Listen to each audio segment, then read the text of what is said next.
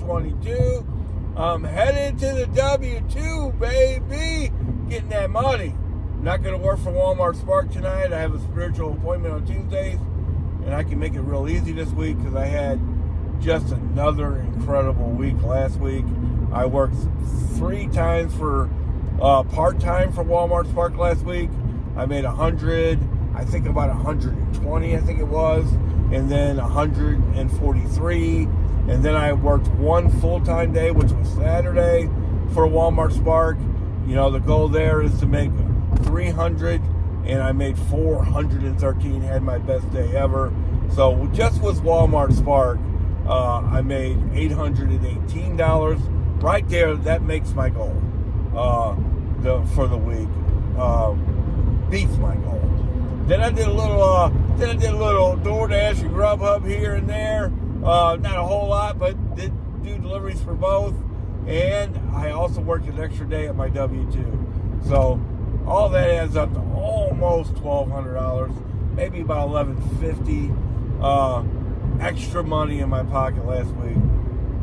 It's a game changer. It's a game changer, baby! For sure. And one strategy that I've really been applying to get that money is not totally depending on the magic hour deliveries. What am I calling the magic hour? It's those deliveries that Walmart hands out every single hour. I think it's at different times depending on where you live. In St. Louis here, it's at 20 minutes after the hour. That's those magic hour deliveries. And I'm going to tell you a little story. Last Wednesday, 2 Wednesdays ago, whenever it wasn't last Wednesday, at least 3 weeks ago, actually. I was working. I wasn't having a great day. It was when the Manchester Road store was just unbelievably horrible, you know. And of course, they ended up having to have all kinds of incentives and stuff to get people to go there and all that.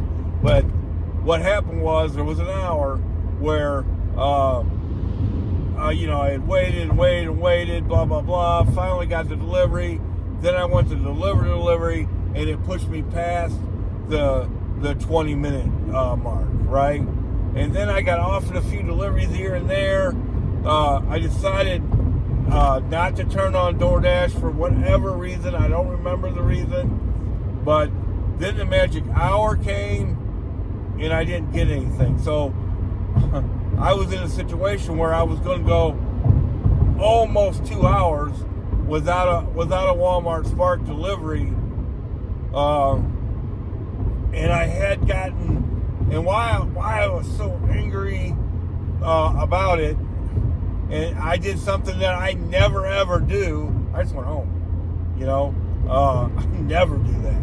I always stick it out. You know, because it always does turn out okay most of the time.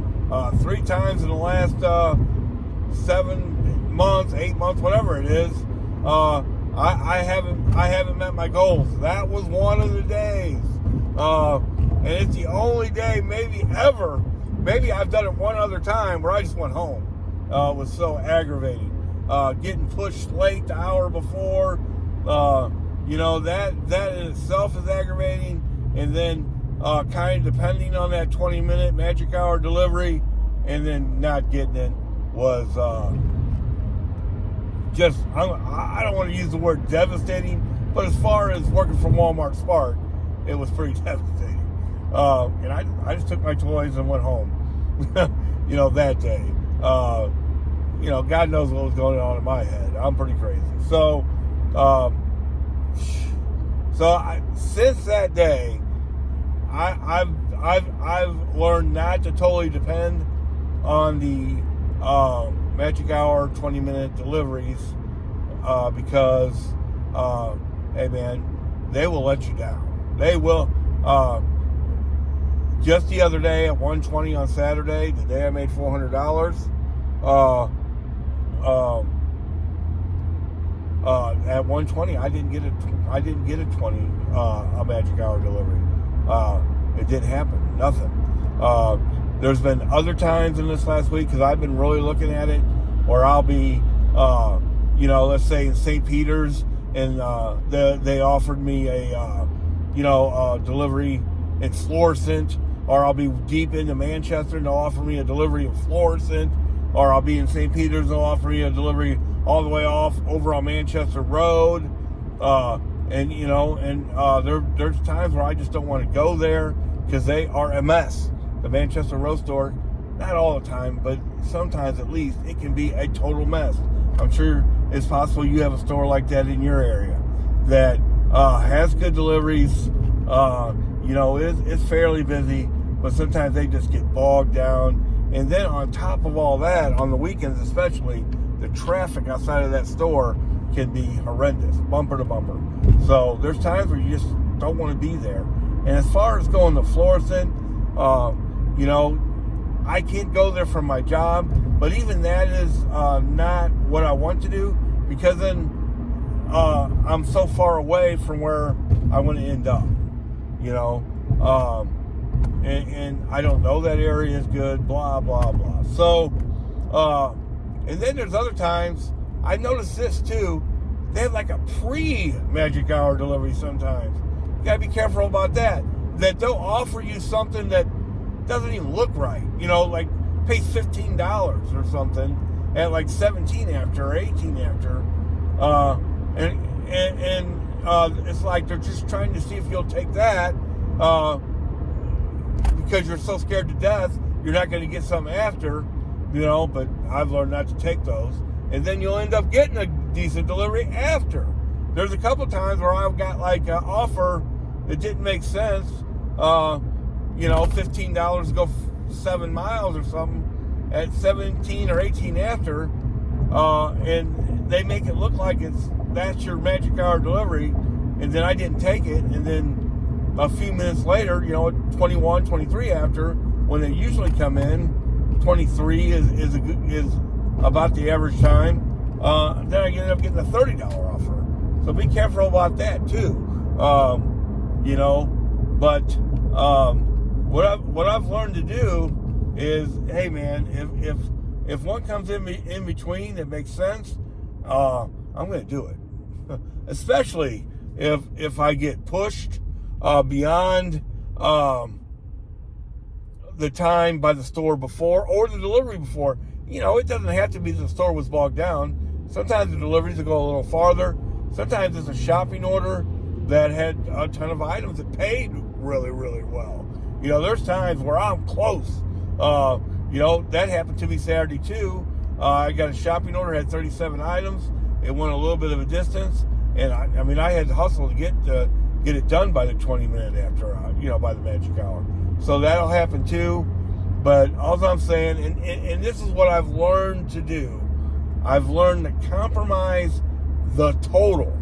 What I concentrate on those times, the in-between times, what I want to do more than anything else, hey man, we all want to make a bunch of money, and Walmart Spark is about trying to do the more expensive deliveries, as many of those as we can. Right? But if you're in those in-between times, the shorter mile deliveries that are if you do 2 of them, that's just like doing a really good curbside. It is. Let's say you do a 14-mile, 2-mile delivery, and those are out there a lot, especially in St. Peter's, and then you end up doing a $15 5-mile delivery. That's no different than getting a $27 7-mile curbside delivery. It's no different. So you gotta at least consider that. I've been considering it quite a bit lately, and of course Saturday I had my best day ever. I was really staying away from DoorDash for a while. For one, we all know the offers have been not as good, especially with the gas. But using it as fill-in is still a great idea, because you don't have to do them, And a lot of times, as I'm turning on the app, I'll still get something from Walmart Spark.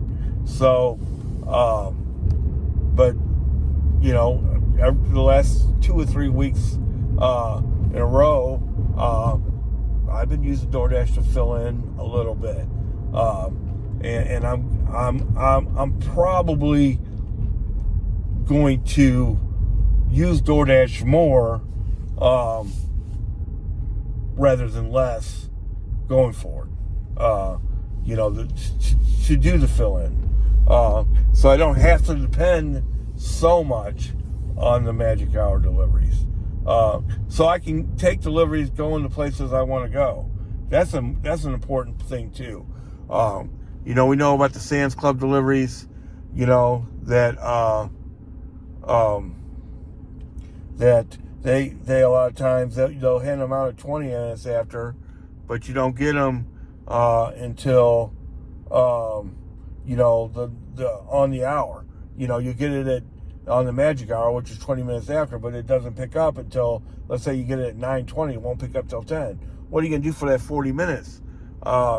Maybe once or twice. It's okay to just relax. Yeah, I'm with that. My wife suggested it a few weeks ago, and I will do that. Go run an errand, get some gas, whatever. Boy, you gotta hunt down that cheaper gas sometimes. For sure. I'm all over that. And then get something to eat.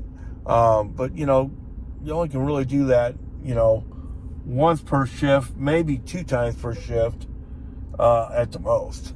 What are you gonna do the rest of the time? And then when you're working after work, you can't even do that. I mean, you got this much. You got no downtime. Especially if you're working after work. There ain't no time to play around. You need to hit it. You need to hit it hard. More than not lately, I've been trying to get done by 8:00 when I'm working after work, and I can make $120, by 8:00, and I get off at 4:30, 3.5 hours. I should be able to make $100, maybe a little bit more. Trying to maximize that time. I hope you guys are killing it too. Just another unbelievable week. I'm going to go back and look so I have my numbers right, but I think it's 7 weeks in a row. It might even be 8. It's at least 7, I think, where I'm averaging, over 2,000 a week. Really, it's a lot more than that. So 21, 22, something like that. So between the 2 jobs, which was and then I still have health insurance and all that kind of stuff. So this strategy has just worked out great. And this last week, was I'm helping my W-2 out. I was on a 4x4 schedule, which I'm going back to, which is just beautiful. But lately I've been on a 5-day-a-week schedule. So trying to help out the W-2 a little bit, make myself a valuable piece of that pie. And it's hurt me a little bit. It's instead of making 26, 2,700 a week, 28, I might only make 21, 22. I'm not going to cry over spilled milk.